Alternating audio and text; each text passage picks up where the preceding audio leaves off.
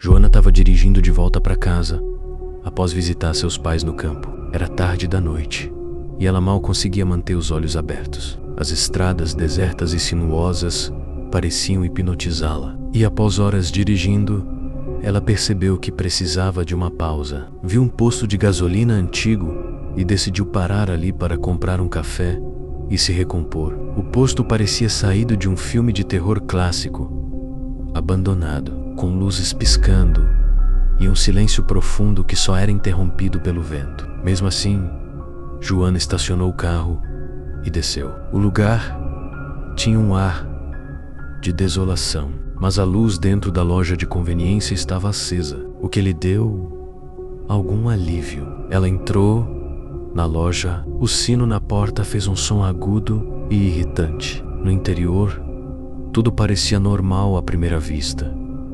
Prateleiras de snacks, uma máquina de café no canto e o balcão de pagamento com uma mulher por trás dele. Joana caminhou até a máquina de café e começou a preparar uma xícara. Enquanto o café escoava lentamente, ela sentiu uma sensação estranha, como se estivesse sendo observada. Olhou para a mulher no balcão e notou algo bizarro.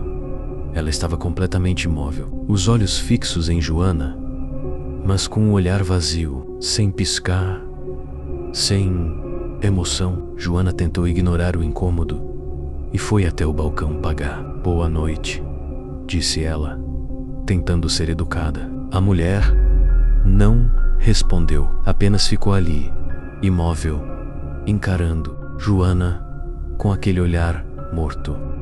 Sentindo-se desconfortável, Joana colocou o dinheiro no balcão e virou-se para sair. Quando estava prestes a abrir a porta, o sino tocou novamente, mas dessa vez ninguém havia entrado. O barulho ecoou pela loja e então as luzes começaram a piscar. Joana olhou para trás e viu que a mulher não estava mais no balcão. O pânico tomou conta dela. Como ela saiu tão rápido? De repente, as luzes se apagaram completamente e o som do sino continuou a tocar, mais alto e mais alto, como se alguém o estivesse balançando freneticamente. Joana correu em direção à porta, tentando abri-la, mas estava trancada. Ela puxou a maçaneta com força, mas a porta não se movia.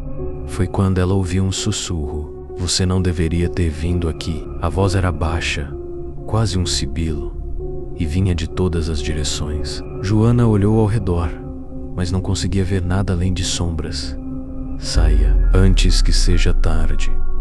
Finalmente, com um puxão desesperado, a porta se abriu. Joana correu para o carro, jogou-se no banco do motorista e deu partida. Assim que saiu do posto, as luzes da loja se apagaram completamente, mergulhando o lugar na mais completa escuridão. Enquanto acelerava pela estrada, algo no retrovisor chamou sua atenção. No banco de trás, por um breve segundo, ela viu o reflexo da mulher do balcão, sorrindo maliciosamente. Joana dirigiu o mais rápido que pôde, sentindo o coração martelar em seu peito. Ela olhava para o retrovisor a cada segundo, convencida de que a mulher da loja ainda estava lá, escondida no banco de trás, observando-a. Mas não havia ninguém, ou pelo menos, ela não conseguia vê-la. O que era aquilo? Um fantasma?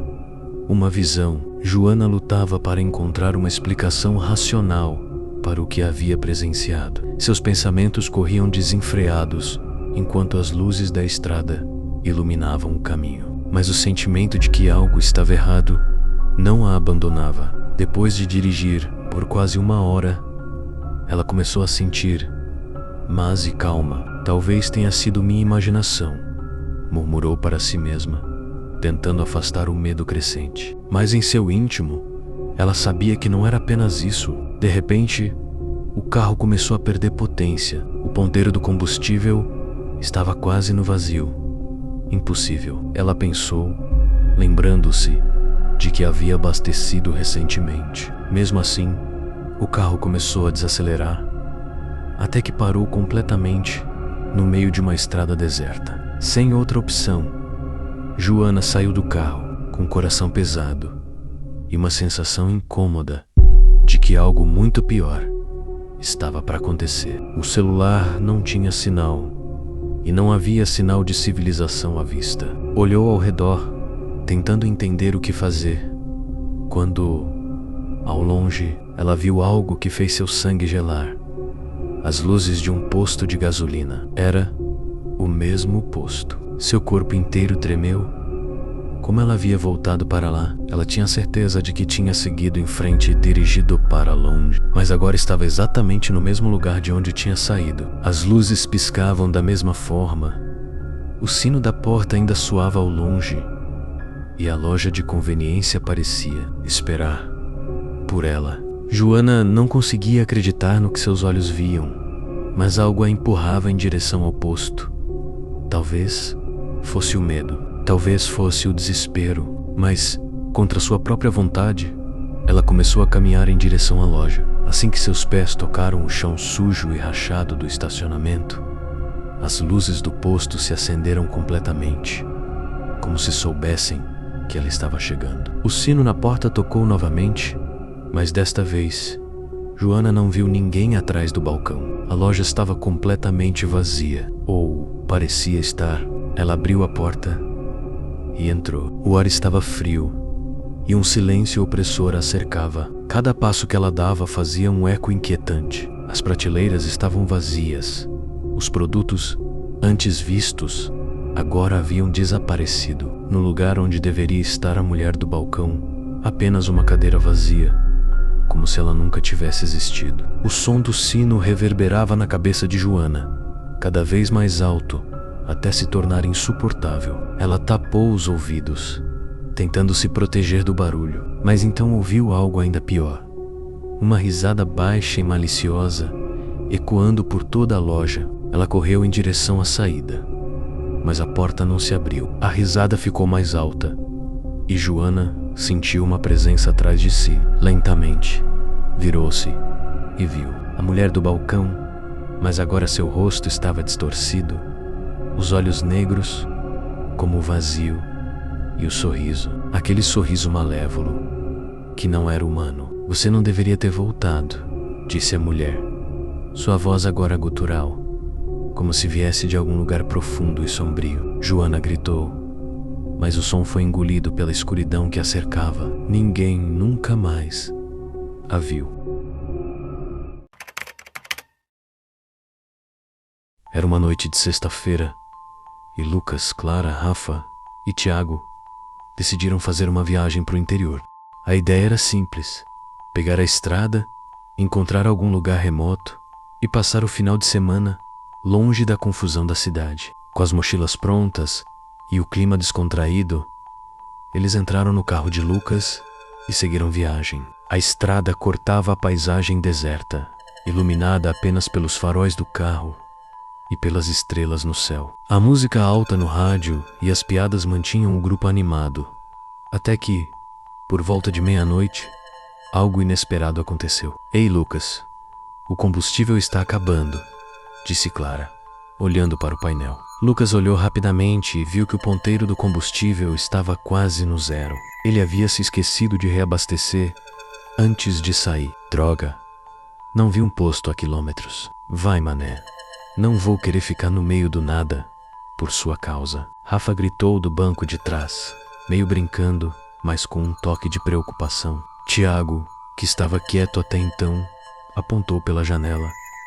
Ali, acho que vi um posto. Tenta ver se dá para chegar. Lucas desacelerou e manobrou para sair da estrada principal, seguindo por uma pequena via lateral. O posto de gasolina apareceu diante deles, quase como uma miragem. Era um posto simples, com apenas uma bomba, cercado por árvores altas. As luzes do lugar estavam fracas e a pintura do prédio parecia velha e desgastada. O nome do posto estava quase ilegível no letreiro sujo. Esse lugar parece meio sinistro, disse Clara, olhando para os amigos. Vocês têm certeza que é uma boa ideia? Lucas deu de ombros. É o único que vimos em quilômetros. Vamos só abastecer e seguir viagem. Ao estacionar o carro, Lucas saiu para abastecer enquanto os outros 3 ficaram no carro, olhando em volta. O silêncio do lugar era opressor, e o vento balançava suavemente as folhas das árvores, criando um som inquietante. Depois de alguns minutos, Lucas voltou, frustrado. A bomba está quebrada. Não consigo abastecer. Ótimo. Agora a gente tá lascado, disse Rafa. O que vamos fazer? Tiago apontou para uma pequena loja ao lado do posto. As luzes lá dentro estavam acesas e havia uma sombra indistinta atrás do balcão. Alguém deve estar lá dentro. Vamos ver se conseguem ajudar, sugeriu Tiago. O grupo concordou e saiu do carro, caminhando em direção à loja. Quando entraram, o som de um sino velho soou, mas o lugar estava estranho. Era uma loja comum de conveniência, com prateleiras cheias de lanches e bebidas, mas parecia abandonada. As paredes estavam manchadas e o cheiro de mofo era forte. Atrás do balcão, um homem idoso, de pele enrugada e olhos vidrados, os observava. Ele não disse nada, apenas ficou ali, parado, como se estivesse esperando algo. Oi? A bomba de gasolina está quebrada. Você pode nos ajudar? Perguntou Lucas, hesitante. O homem continuou em silêncio por um momento, antes de responder com uma voz rouca e arrastada. A bomba funciona. Vocês só precisam esperar. Esperar? O quê? Perguntou Clara, desconfiada. O momento certo, respondeu o homem, sem explicar mais nada. Seus olhos fixos nos jovens causavam um desconforto crescente. Rafa, sempre o mais impaciente, deu um passo à frente. Olha, a gente só quer encher o tanque e sair daqui. Pode ajudar ou não. O homem inclinou a cabeça levemente, um sorriso lento e perturbador se formando em seus lábios. Vocês não deviam estar aqui. De repente, o som de passos pesados do lado de fora fez o grupo se virar. Eles não haviam visto ninguém na estrada. Então quem poderia estar ali? Lucas foi o primeiro a correr até a porta e olhar pela janela. A visão fez seu coração parar. 3 figuras se aproximavam lentamente do carro. Eles usavam roupas antigas e sujas, e seus rostos estavam cobertos por sombras. Havia algo de errado com eles. Suas movimentações eram estranhas, quase desumanas, como se cada passo fosse forçado, como se eles estivessem presos a alguma marionete invisível. Tem alguém lá fora, sussurrou Lucas, recuando. Tiago e Clara se aproximaram, mas ao verem as figuras se aproximando, seus olhos se arregalaram de terror. Rafa foi até a porta e tentou abrir, mas estava trancada. Que droga é essa? O homem atrás do balcão começou a rir baixinho. Era um riso fraco, mas carregado de algo sinistro. Vocês não deviam ter vindo. Eles vêm toda noite. Sempre vêm. Quem são eles? Perguntou Tiago, já suando frio. O que aconteceu aqui? Clara insistiu, desesperada. O homem não respondeu de imediato. Ele apenas os encarou com aquele sorriso perturbador, até finalmente murmurar: este posto é um portal, uma armadilha. Vocês entraram e agora eles vêm cobrar a dívida. Os amigos começaram a entrar em pânico. Tiago puxava a porta com força, enquanto Lucas tentava ligar para a polícia, mas o celular não tinha sinal. As figuras do lado de fora agora estavam ao lado do carro, seus rostos ainda escondidos nas sombras, mas seus corpos torcidos em posições grotescas, como se estivessem lutando para manter o controle sobre suas próprias articulações. Precisamos sair daqui agora, gritou Clara. Rafa, furioso e aterrorizado, pegou um bastão de beisebol que trazia no carro e correu em direção à porta. Ele a forçou com tudo o que tinha, até que finalmente a tranca cedeu e a porta se abriu com um estrondo. Vamos, ele gritou, correndo para o carro. Os outros o seguiram, mas assim que chegaram ao lado de fora, perceberam que as figuras o cercavam. Suas feições agora eram visíveis, rostos pálidos, vazios, como se fossem cadáveres animados. Seus olhos negros refletiam nada além de escuridão. Rafa balançou o bastão, tentando manter as figuras afastadas. Saiam daqui, deixem a gente em paz. Mas as figuras não pareciam se incomodar. Elas continuaram avançando lentamente, como se tivessem todo o tempo do mundo. Lucas correu para o carro e tentou ligar o motor, mas para seu desespero, o carro não respondia. O painel piscava de forma errática, como se algo estivesse interferindo. O carro não liga. Clara e Tiago estavam encurralados, sem saber o que fazer. O desespero tomou conta do grupo e o ar parecia ficar mais denso, sufocante. As figuras estavam cada vez mais próximas, seus sorrisos macabros crescendo enquanto estendiam as mãos em direção a eles. De repente, o som de um sino ecoou pela escuridão. O mesmo sino que eles ouviram ao entrar na loja. As figuras pararam, como se algo as tivesse impedido de avançar. O homem da loja estava agora na porta, observando tudo com seus olhos vidrados. Vocês têm uma chance, uma única chance, disse ele. Saiam daqui, mas nunca mais voltem. Sem hesitar, Lucas tentou ligar o carro novamente. Desta vez, o motor roncou. Rafa, Clara e Tiago correram para dentro do carro e Lucas acelerou o mais rápido que pôde, deixando para trás o posto de gasolina e as figuras sombrias. Enquanto o carro disparava pela estrada, o grupo permaneceu em silêncio, ainda processando o que havia acontecido. Nenhum deles ousou olhar para trás. Eles sabiam que, se o fizessem, poderiam ver aquelas figuras o seguindo, e de alguma forma, sabiam que aquilo não havia terminado. O posto, o homem, as figuras, eles eram parte de algo muito maior, algo que eles nunca deveriam ter encontrado. E enquanto dirigiam pela estrada deserta, o medo permanecia com eles, como uma sombra que nunca os deixaria.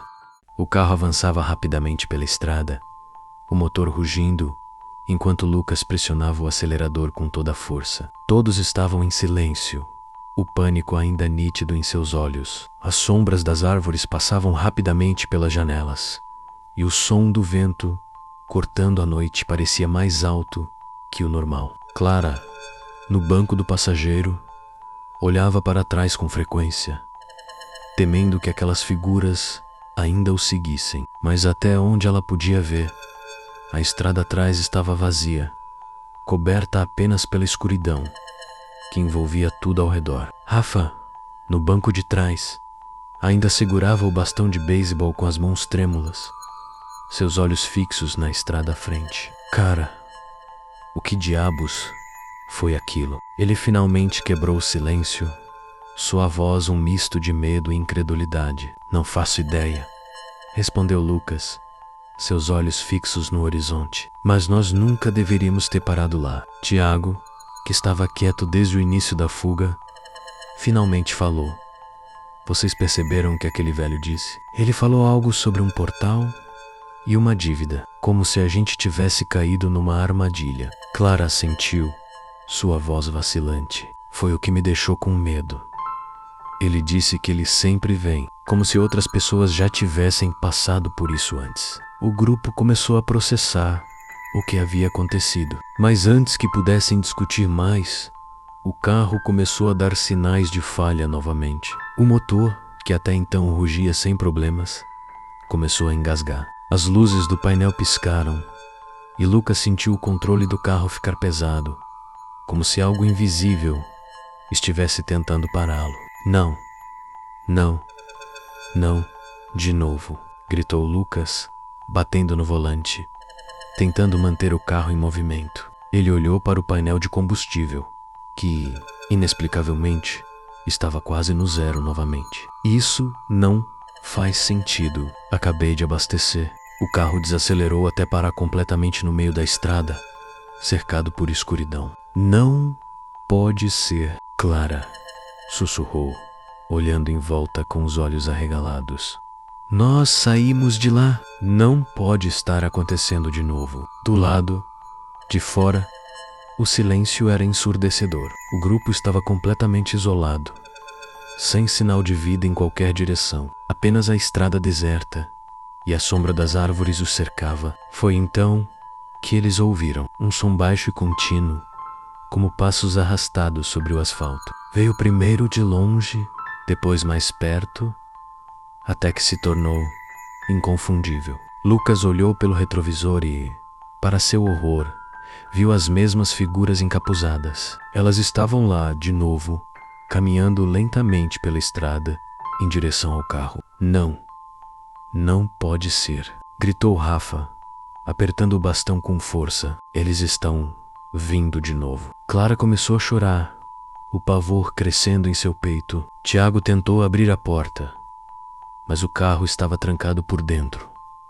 como se algo ou alguém os estivesse prendendo. As figuras se aproximaram mais e mais, até que pararam a poucos metros do carro. Seus rostos ainda estavam cobertos pelas sombras, mas seus sorrisos torcidos eram visíveis. Eles não precisavam correr, não precisavam apressar-se. Sabiam que tinham todo o tempo do mundo. O silêncio era cortado apenas pelos sussurros distantes das figuras, que pareciam dizer algo, embora ninguém pudesse entender. Lucas, sentindo-se impotente, bateu no volante novamente. Vamos sair daqui.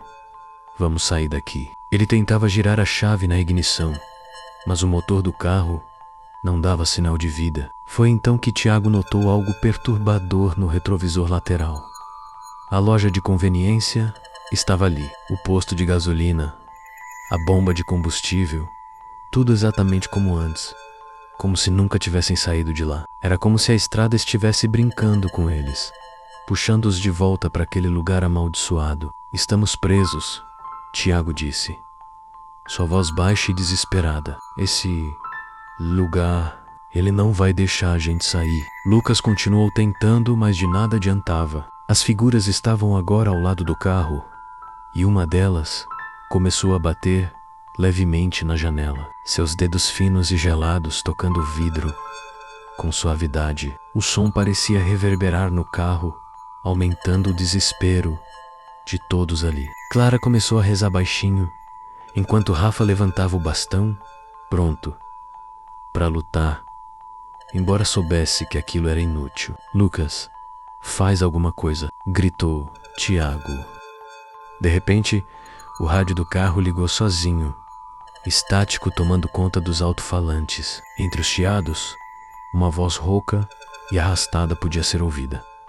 Vocês não deveriam ter vindo. Vocês não podem sair. Era a voz do velho da loja. Antes que pudessem reagir, as portas do carro destravaram sozinhas, e as figuras começaram a abrir lentamente as portas. Um frio intenso invadiu o carro, e os amigos se viram presos pelo terror. As figuras entraram, uma a uma, e tudo ficou escuro. Quando a polícia foi chamada alguns dias depois, encontraram o carro abandonado na estrada, com as portas abertas e os faróis piscando. Não havia sinal de Lucas, Clara, Rafa ou Tiago.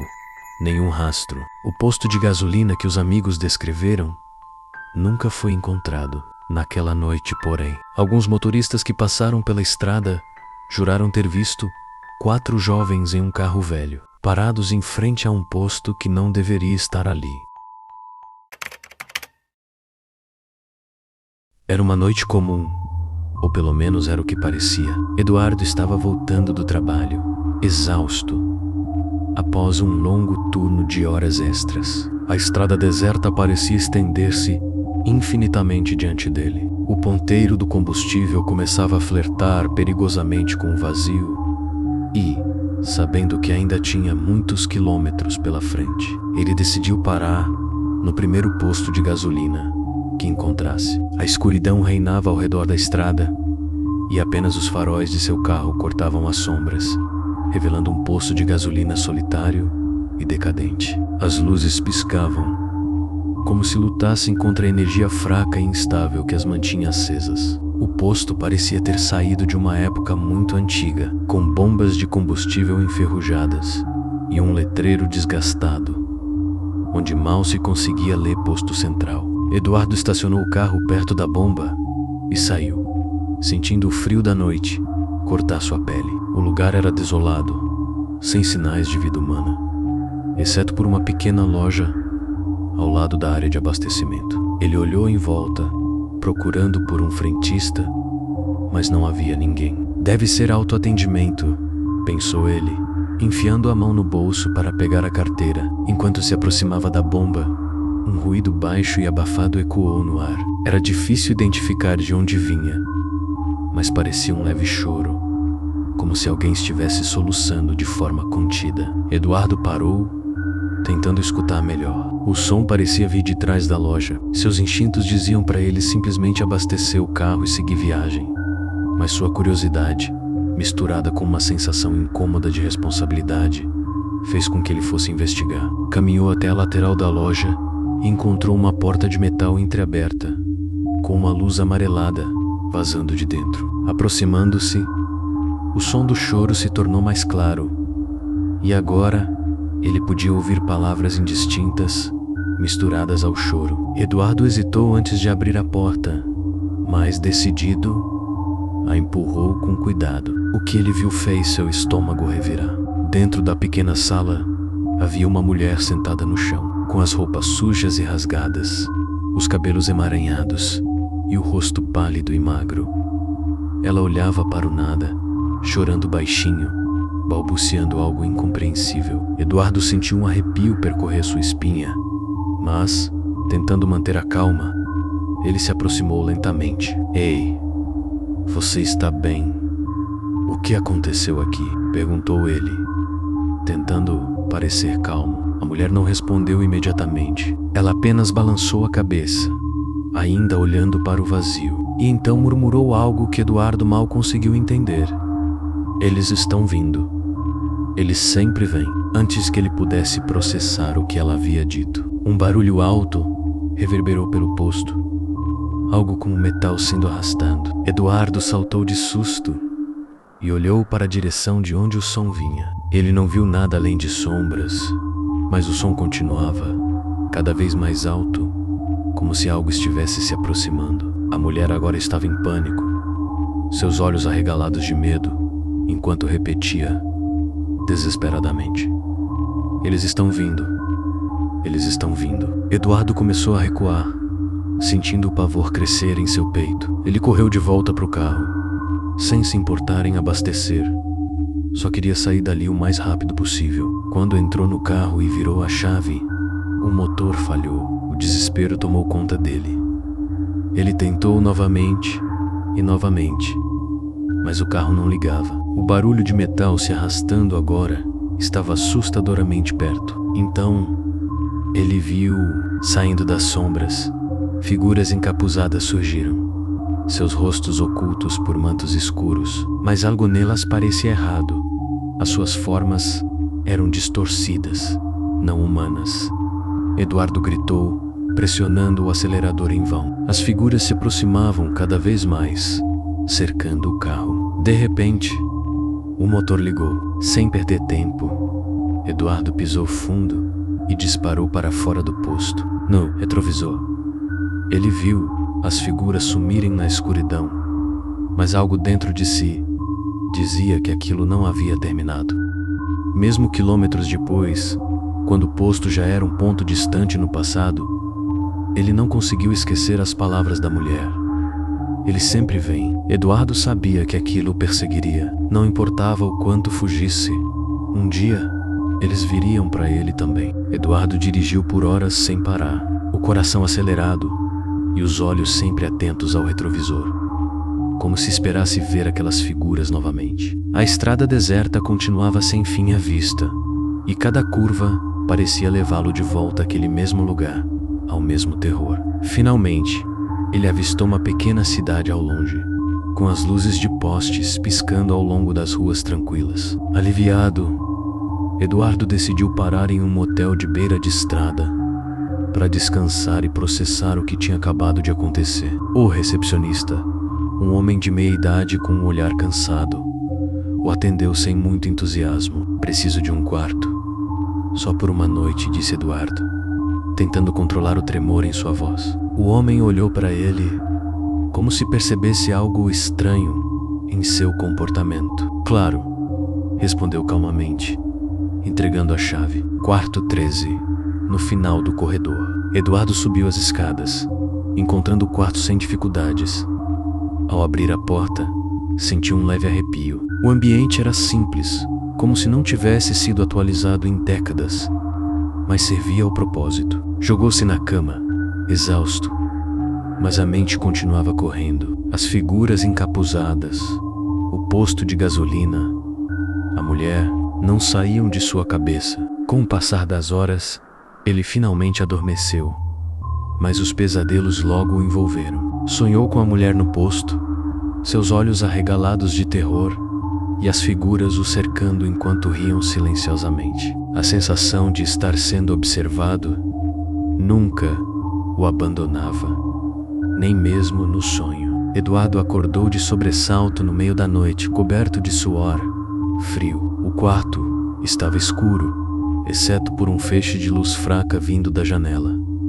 Ele sentiu algo errado. Olhou ao redor, ainda grogue, e então percebeu. A porta do quarto estava entreaberta. Ele tinha certeza de que havia trancado. Um som sutil, quase inaudível, chegou aos seus ouvidos. Um leve arrastar de pés, vindo do corredor. Eduardo prendeu a respiração, o coração batendo forte. As figuras encapuzadas estavam lá fora. Ele sabia disso. Sem pensar duas vezes, pegou suas coisas, correu para o carro e partiu antes mesmo do amanhecer, deixando para trás o que quer que fosse que o perseguia naquela noite. Mas Eduardo sabia que aquilo não tinha acabado. Aquela estrada, aquele poço de gasolina, aquela noite, eles o encontrariam novamente, porque, como a mulher disse, ele sempre vem.